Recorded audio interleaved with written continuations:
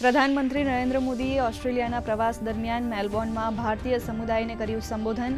Bharat Australia સંબંધોની મજબૂતીમાં ભારતીયોની ભૂમિકાને ગણાવી મહત્વની. 21મી સદીનું ભારત વિકસિત થવાના લક્ષ્ય પર કરી રહ્યું છે કામ. ભારત કહે છે ગ્રો મોર, અચીવ મોર.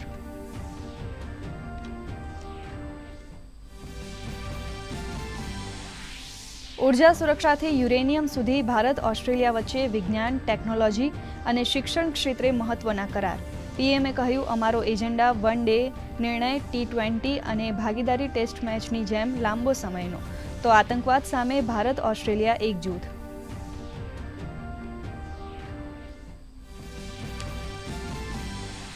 દિલ્હી સુરત 8 લેન કોરિડોરને મળશે ગતિ.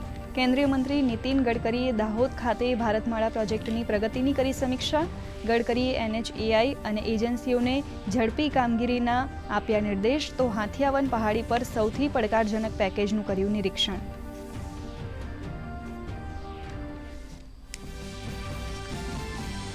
ભારે વરસાદ બાદ ઊભી થયેલ સ્થિતિનો તાગ મેળવવા મુખ્યમંત્રી અને નાયબ મુખ્યમંત્રીએ સુરતની લીધી મુલાકાત. ખાડીના વિકાસ માટે ₹500 કરોડની સહાય જાહેર. આવતીકાલ સાંજ સુધીમાં તમામને કેશડોલ અને ઘરવખરી સહાય ચૂકવવા આદેશ. ફરી પૂર આવ્યું તો અધિકારીઓ સામે કાર્યવાહીની ચીમકી. તો નવસારીમાં પણ યોજી રિવ્યૂ બેઠક.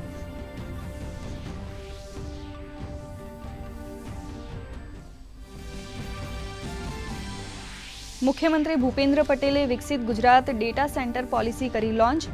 પોલિસીનો મુખ્ય ઉદ્દેશ્ય ગુજરાતને દેશનું અગ્રણી ડેટા સેન્ટર હબ અને ગ્લોબલ AI ઇકોસિસ્ટમનું કેન્દ્ર બનાવવાનો. તો ધોલેરા બનશે વિશ્વનું સૌથી મોટું ડેટા સેન્ટર સિટી.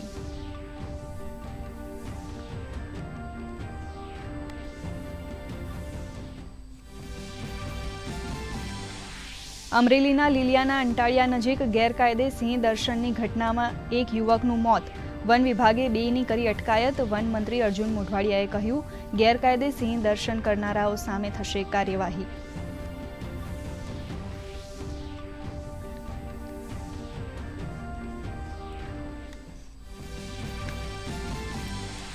દેશમાં પહાડથી લઈને મેદાની વિસ્તારોમાં પૂરનો કહેર. દિલ્હી NCRમાં વરસાદનું યલો એલર્ટ જાહેર. ગુજરાત, મહારાષ્ટ્ર અને રાજસ્થાનમાં ભારે વરસાદથી જનજીવન પ્રભાવિત. વાયનાડમાં રાહત બચાવ કાર્ય ચાલુ. તો આસામમાં પૂરના કારણે થયેલ નુકસાનનો તાગ મેળવવા પહોંચી કેન્દ્રની ટીમ. અને રાજ્યમાં વરસાદનું ઘટ્યું જોર. આગામી 7 દિવસ હળવાથી મધ્યમ વરસાદની આગાહી. રાજ્યમાં અત્યાર સુધી સિઝનનો 24.63% વરસાદ. આજે પંચમહાલના ગોધરા અને નર્મદાના ગરુડેશ્વરમાં વરસ્યો હળવો વરસાદ.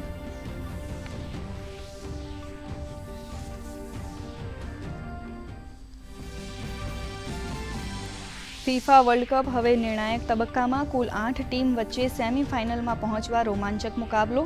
પ્રથમ ક્વાર્ટર ફાઇનલમાં મોરોક્કો અને ફ્રાન્સ વચ્ચે કરો યા મરોનો જંગ.